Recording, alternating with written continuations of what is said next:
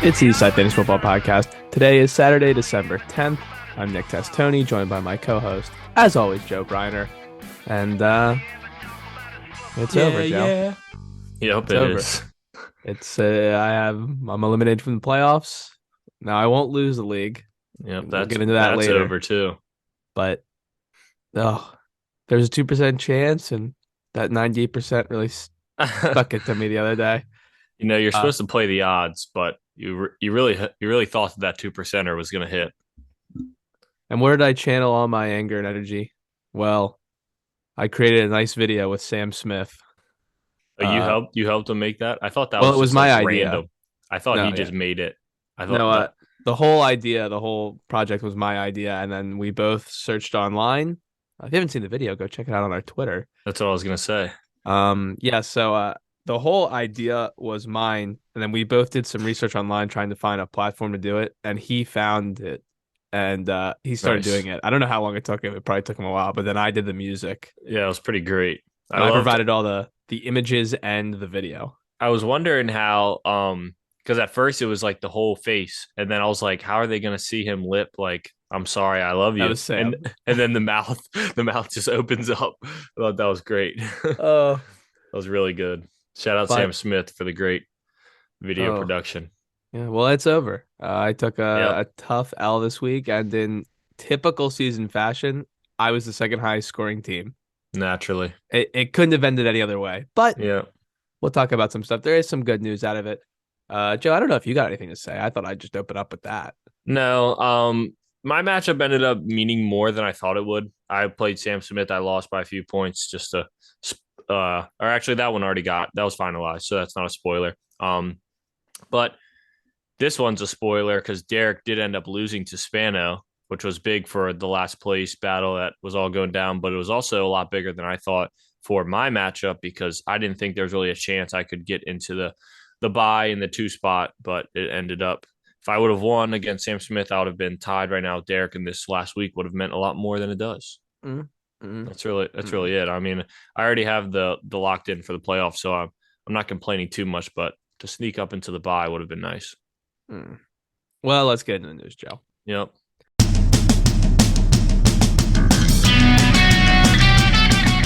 Jacoby Myers did not practice. He's in concussion protocol, and the same with Trevor Lawrence, who he's in concussion protocol.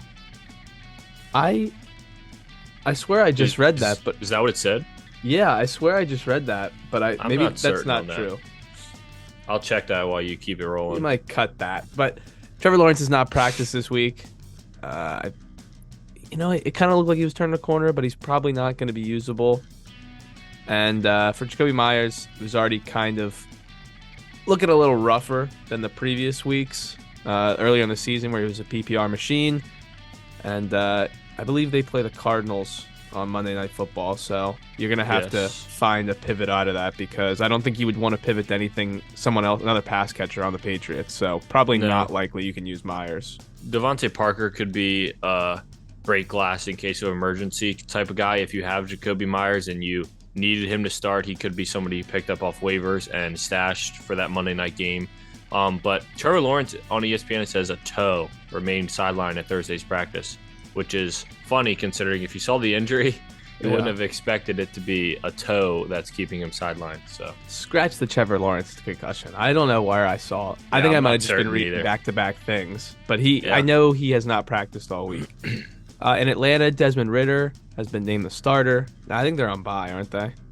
They are on bye. But that means nothing for this week. Yeah, it means nothing for this week. But if Larry's listening, which he probably isn't, I've been high on Desmond Ridder for a while. I told him last year that I wanted Washington to draft Desmond Ridder.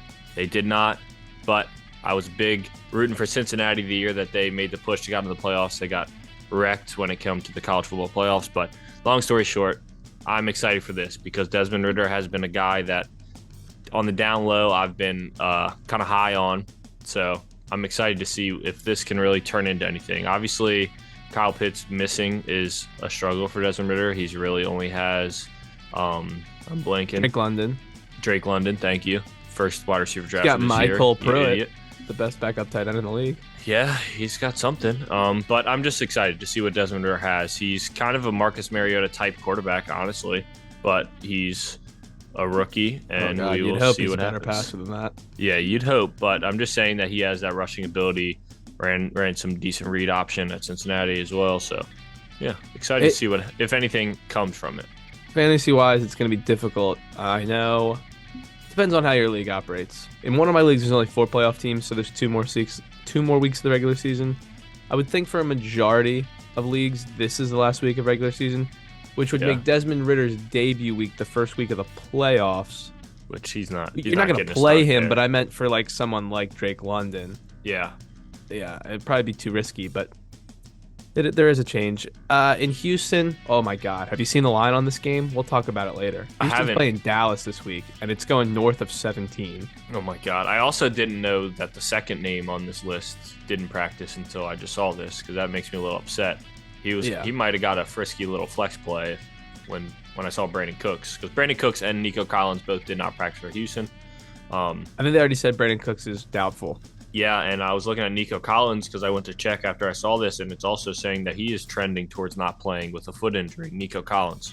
So, I mean, not that you're excited or wanting to start either one of those guys, but at the same time, when Brandon Cooks doubtful to play, it was looking decent for Nico Collins flex, at least for me personally. But now that he's trending towards not playing either, this is, I think, a total sit the entire team game. Even Dameon Pierce? Yeah, against Dallas. Yeah. He's shown that he can get game scripted out. For a while, that was the case, that Dameon Pierce doesn't seem to be able to get game scripted out. I thought last week would have been a better day against Cleveland, and it didn't. So there's no way in hell I can say that I would start Dameon Pierce against Dallas. Ugh. Ken Walker did not practice. Yep. Tragic for me personally. There's a couple other injuries there. I think I picked up Travis Homer. Maybe it's a sneaky little. Yeah, I think Tony Jones Jr. is the only current. Yeah, he is. The only current healthy guy, because Travis Homer is limited practice right now, so I guess he's not 100% healthy. He is on the injury report. So I think Tony Jones Jr. is the only guy without an injury designation. And they also added Wayne Gallman. They signed him. They did. Clemson, man. Yeah. And, man, I don't really know. It's a good matchup against Carolina. Yeah. So we'll see. Lamar Jackson did not practice. He's not going to play. I'm telling you, it's going to be definitely not playing this really week. Upsetting because the Ravens haven't beaten the Steelers in the last 4 games. You know how many games Lamar's played in those? Or how many times Lamar's played? Once. Oh. In fact, I'm pretty sure career against the Steelers, Lamar is 1-1. Well, Tyler Huntley's kryptonite must be the Pittsburgh Steelers then. Yeah. Well, actually, I think one of them was RG3. That must have been, 2 years ago then? With a Trace McSorley appearance. Yeah. Oh, boy. Mike Williams returned to practice in limited fashion. He's a Sunday night game. I think it'd be a stretch. Just because when coming back only limited. When he came back for the game, who was that against? Kansas City, I believe. I don't remember, but obviously I know it was another prime Keenan Allen and Mike Williams both came back. He caught one ball in the second quarter and hurt himself while catching it. I didn't start him that game. I wouldn't start him this game just because, I mean, he just showed you he can re-aggravate it. Yeah. So, probably not. But next up, D-Hop. He did not practice due to illness. I think he'll play. Didn't practice in a spoiler alert. I don't really like him that much this week. Yeah, for real. I see that. And Rondale Moore still not practicing, coming off the bye with the groin injury, so probably no Rondale Moore. T. Higgins was limited with a hamstring. That must have happened at practice also, because that just popped up. So that must have happened today, I would assume. These next 3 to go along with T. Higgins. Yeah. Yep. Saquon with a neck, Amari Cooper with a hip, and Leonard Fournette, I don't know what his was, but they were all limited today. I would assume all 4 of these people play. I would assume so as well, but unless something changes. It's just what they have to do in the NFL, where they have to, if this person is limited, they have to address the injury, put it on the injury report. Yeah. Leonard Fournette is a foot injury. Amari Cooper's got a road game this week, so. Yep. Has not scored double digits yet. Neutral site, he goes off, but away games, yet to find double digits. He ate it. I think he hit 8 last week. So, Yep. well, that was the news. What do you want to hop into next, Joe? I'll let you choose. Why We don't can I we can talk hop about the into matchups? okay. You do matchups. All So right. that way we can hit some start sits right before we hit the Sunday preview. I'll Keep it talk about rolling. Monday, how my heart was broken. Yeah. Or if you, why don't you hop into Monday? You want to talk about that a little bit real Yeah, quick? let's just go over the Monday Then we'll Night get to Football fantasy game matchups. real Yeah. quick. Yeah, Yep. it's a burner. I lost, by the way. And Joe will tell you, I lost by I think less than a point, or maybe a little Would over, less than 2 points. I didn't look. Would Greg Dolchich, would he have No, gotten you the win? No. Okay. no, that's Okay. what made me feel a lot That's better. good then. Yeah, that is good. Yes. So and the Monday Night Football matchup between the Buccaneers and the Saints. Yeah, I was trailing by around 19 points something, and I needed Taysom Hill and Devin White to combine for Taysom Hill 19, did 20 his points. Taysom Hill Yeah, did he his did. part. Yeah, he did. Well, actually, he did and he didn't.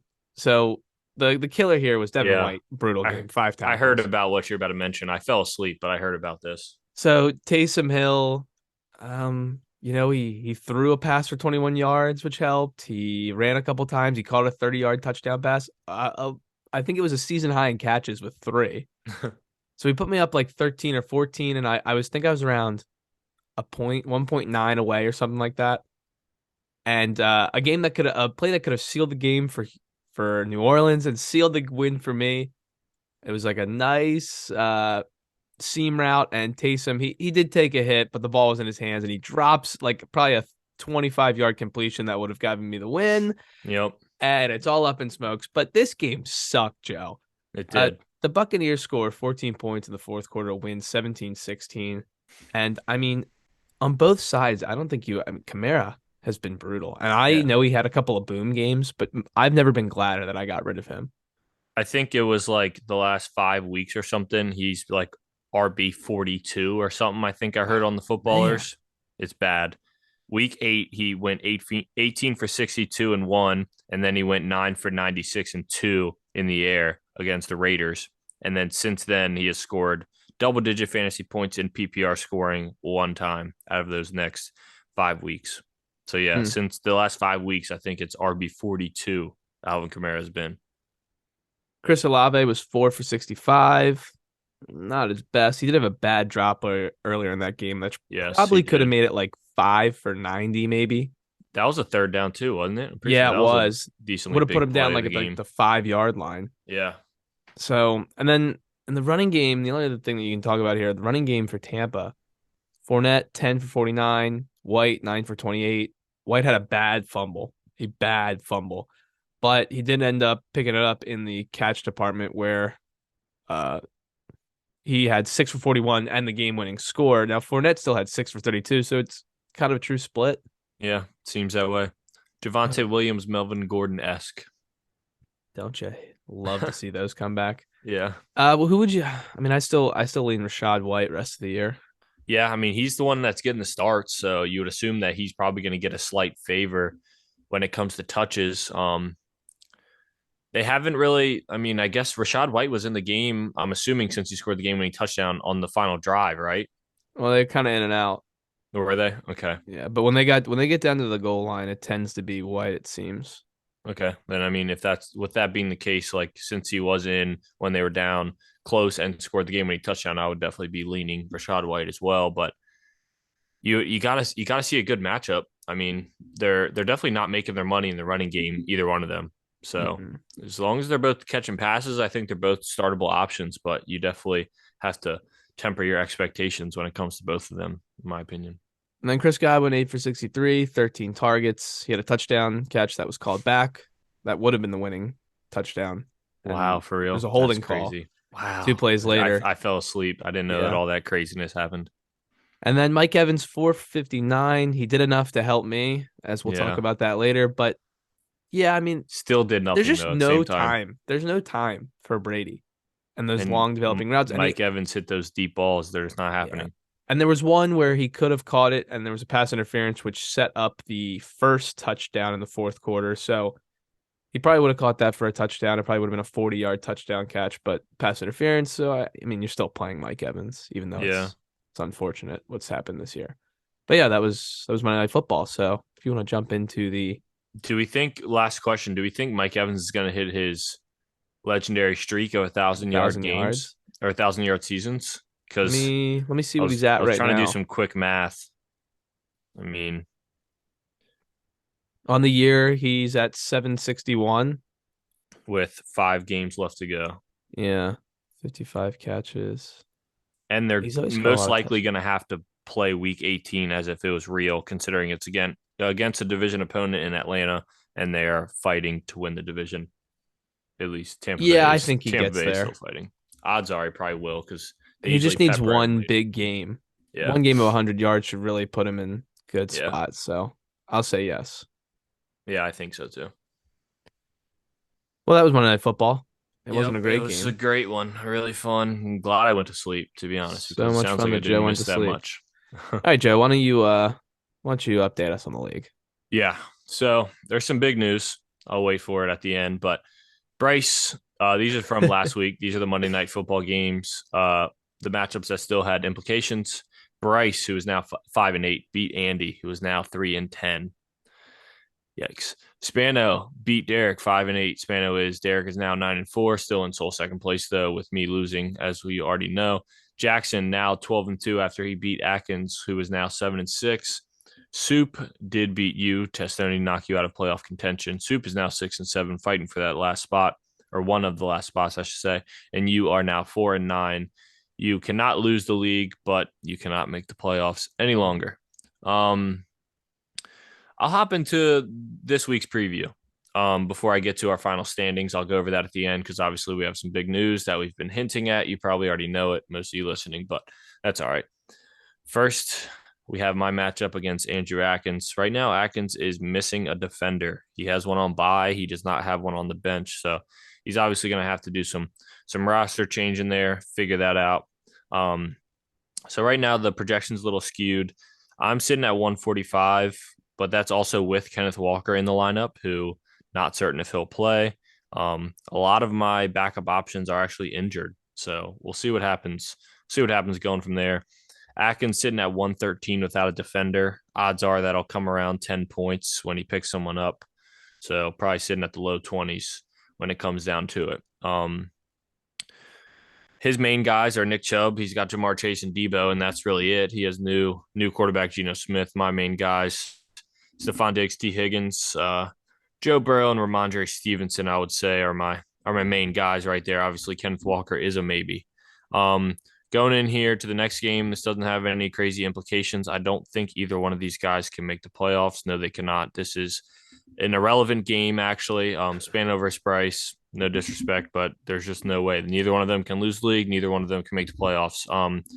So yeah, Spano's sitting at a less than 100 projection at the moment because Hayden Hurst is doubtful in his tight end position. He does not have another tight end on the roster, so that's another. Actually, he does. Kyle Pitts still on the roster. Yep. But he's gonna have to do some changing. He may not. Who knows? He's got the Justin Herbert, the guy he wanted. He traded for him, as well as Najee Harris, Damian Pierce. I'm gonna highlight those guys. I think those are the biggest names sitting there. Terry McLaurin, of course, in the wide receiver position. Actually, I take that back. Terry McLaurin is on bye, so he's not getting the start He there for him. is. Bryce sitting at a 121 projection, so a pretty heavy favorite going on right now. He has his chief stack of Patrick Mahomes, Isaiah Pacheco, and Juju Smith-Schuster, as well as Mike Williams sitting in the flex at the moment. So we'll see what happens there. I guess he could go Gerald Everett or DeAndre Carter because he does have 3 Chief players and he has 5 Kansas City players and 3 Chargers, on his entire roster. So we'll see what happens there. This game is first and last. Jackson Edelman, Andy Collins, the matchup of first and worst. Jackson's a 30-point favorite at the moment. I don't see that changing because I don't really see anybody that's going to get moved around on either one of their lineups. Andy is dealing with Jonathan Taylor, Michael Pittman, Aaron Jones, and Alan Lazard on bye. Oh, So with that being said, Kareem Hunt and Kyron Williams will be his starting 2 running backs this week. you gotta love your odds there. Kyron's obviously already played by the time you're listening to this. He also has Mac Hollins and Devontae Smith in the wide receiver spots with Keenan Allen at the flex there. Yeah, he's got a couple of Thursday night players going on, so you already know what happens with Matt Collins, Kyron Williams, but can't love that lineup after the news. But I guess this is technically another irrelevant game. Jackson has the one seed locked up. Andy Collins does have the bottom locked up. Jackson, Josh Jacobs, he does have the number one running back in the league, as well as the number four wide receiver in the league, Justin Jefferson, with Derrick Henry against Jacksonville, another team that he is smashed usually every time he gets to play them. So Jacksonville, Derrick Henry should be a smash play there, as well as Hollywood Browns getting the flex play with Alvin Kamara on bye. Nothing really else to get into with that game. It's not another one that doesn't have any implications. This one does, though. Two guys fighting for playoff spots, Jake Wills and Diego. Diego does not have a quarterback on his team at the moment that could be started. He does have Zach Wilson, who is not the starter. He does have Matthew Stafford, who is on IR, and Taylor Heineke, who is on bye. Yeah, what do you see the value there Yeah, holding all this? yeah. The value is pretty good. You do want to hold just in case something happens, but at the same time, I mean, I guess he could drop guys like Cole Holcomb, who's been on IR and is on bye. Maybe he could drop, I don't know, Rex Burkhead. Any of these guys could probably get the drop and he could pick somebody else up. But he wants to hold on. So Mike Williams, little breaking news, was upgraded to a full participant actually on Oh, Wednesday. So it's good news for anybody with Mike Williams. Um, Diego has Travis Etienne, DeAndre Swift, and CeeDee Lamb. He also has TJ Hawkinson, a nice tight end there. Jake Wills has Lamar, who is injured, not going to play. Odds are he will be getting Jared. Will be giving Jared Goff the nod, filling him in against Minnesota. Uh, he's got Austin Eckler, of course, his go-to guy, the number two running back on the year, as well as his wide receivers of choice this week because this is always a rotating theme. Adam Thielen, Brandon Ayuk, and Jacoby Myers currently in the flex. Gabe Davis is his only other guy that he would be wanting to flex. So we'll see if that gets changed or if he rides with it and hope he plays by the weekend.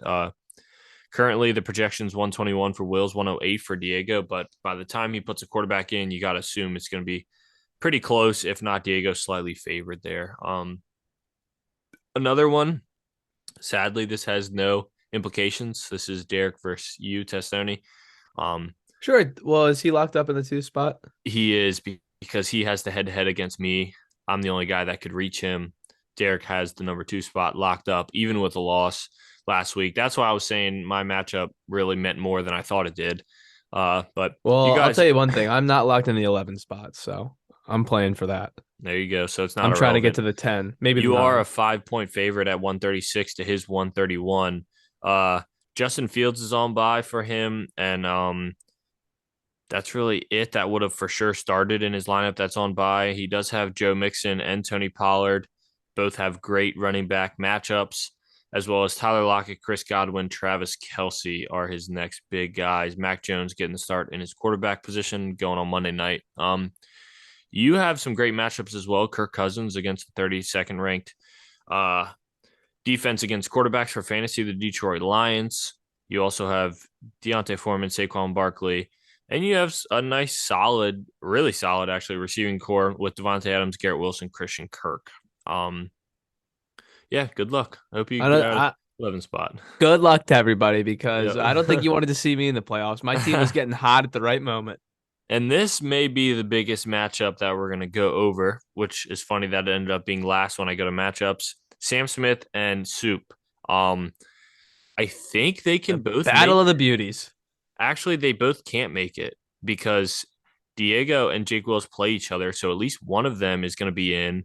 I think Atkins is, unless Atkins loses, I would have to go into it because there's some things that could happen that could really shake this up because we have one, two, three, four, five guys fighting for three spots. Um, so yeah, we'll see what happens. Few big Hold matchups, on. but So who is Atkins playing? Atkins is playing me. Okay. So does he Atkins is not 100% in yet, huh? No, Atkins and Sam Smith are the two that are 7-6 right now. Yeah, I And see then that. Soup, Diego, Wills are 6-7. Soup or Oh, Diego and Wills play each other. I play Atkins, and then Sam Smith and Soup play each other. So the lump of third place through tied through six all play each other. and 5 of them are not locked in, and they're fighting for 3 spots. So And those lucky. matchups are pretty juicy there. This one is Sam Smith at a 138 projection right now against Soup at a 150 projection. Soup's wide receiver room looking solid. Tyreek Hill, Amon-Ra St. Brown, and DeAndre Hopkins, who does have an illness at the moment. So we'll see what happens with that, as well as Jalen Hurts and Dalvin Cook, who have been getting it done for him. Sam Smith with his new quarterback, Josh Allen, as well as Christian McCaffrey, one of his new running backs, James Conner. Jalen Waddle, who has been he's limited Wednesday. We haven't seen Thursday yet. Thursday report for him just yet, so we'll see what happens there. AJ Brown and Amari Cooper on the road, just to highlight that we've already mentioned. So we'll see. This is a big matchup. There's a lot that could happen for those last couple of playoff spots, so we'll see what happens there. That wraps up the matchups. I'll run through our current standings. I just highlighted the middle of it already, but we do have Jackson locked in the number 1 spot, 12-1. Derek Titano's locked in at the 2 spot at 9-4. I am locked in at the 3. Actually, no, I'm not. I'm not locked in at the 3. I take that back, but I am currently in the 3 spot at 8-5. Andrew Atkins and Sam Smith are both tied for 4th, 7-6. Soup, Wills, and Diego all tied for 6th at 6-7. So that grouping there are the 5 teams fighting for the last 3 spots, because I'm already locked in the playoffs, but I'm not locked in for the 3 spots, so that could change. Tied for 9th out of the playoff run, Bryson Spano at 5-8. In 11th, my co-host Nick Testoni out of the playoff run, 4-9. And we've hinted at it. You probably already know it. In 12th, this one is finalized. The loser of the league will be punished. We do not know exactly how, when, where, why, all the good stuff. But the last year's champion, our fearless commissioner, Andy Collins, has come in last place. Round of applause for the commissioner. Guilty. Guilty indeed. Andy Collins from first to worst. You hate to see it. If anything, I don't even care. I mean, obviously, he's going to get punished in some way, shape, or form. But the biggest thing that I'm happy about is the next time you tell me that you have 2 championships, Andy Collins, I'm going to flip you right off and tell you that I've never lost a league. There's nothing you'll be able to say about that.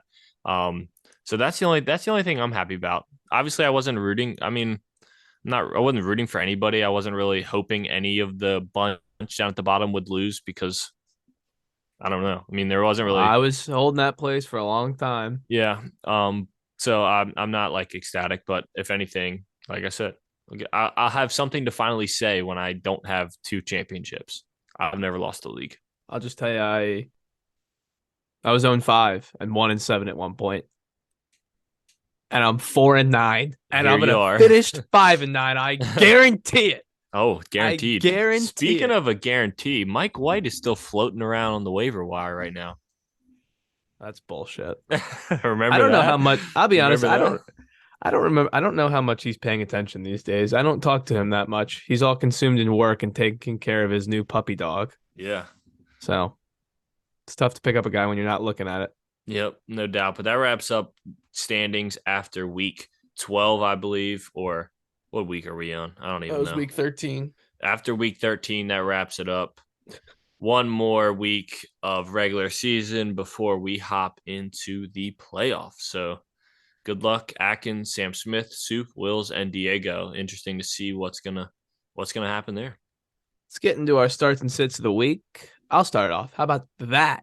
I'm Will going to do. take James Cook against the Jets. Yeah. You know, it's not a great matchup. And they did get beat.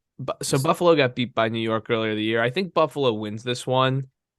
And I think they probably win by around a touchdown.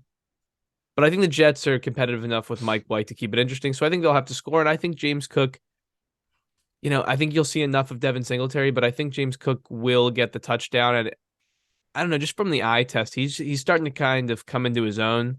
And I think this, you could call last week the breakout, but I think James Cook kind of takes over here a little more. Not a ton where it's like, it's never going to be Saquon Barkley with that level of snaps. But James Cook, I think this is the turning point here, and he'll have a nice week. And then I'm also going to go with Deonta Foreman. So he's been battling injuries for a while, but the matchup's just way too good for a guy who's a straight runner up the middle against the Seattle Seahawks. You've seen what teams have done running the ball against them the last couple of weeks, so I'm going to Yep. take Deonta Foreman. Yeah, Deontay Foreman did get back to limited. I'm trying to remember if we mentioned that because he did not practice on Wednesday, but was limited on Thursday. So, and that's Well, not the we mentioned Monday or yeah Tuesday. what his quote His was. I comment was think like, "Yeah, everything hurts, but I'm gonna play." So yeah, I don't think he's really been in question of not playing, but he is yeah. banged up. This hasn't been the first time this year that he's had an off day on Wednesday after a big workload either. So, um, nothing really too crazy to think about there. My starts this week, I'm riding with the wave of DeAndre Swift getting back involved in Detroit. They're playing the Minnesota Vikings. They have been a team that you've been able to run on, really just score points on in general. I think DeAndre Swift will continue to get, hopefully, hits that double digit carry mark again, which I think he will, as well as the last two games, he has 8 and 6 targets with 4 catches in each of those. I think he should be able to find the end zone again, which is why I think he should be a great start. Matt Collins, my second start of the week. So by the time you're listening to this, you already know if this was a good call or not.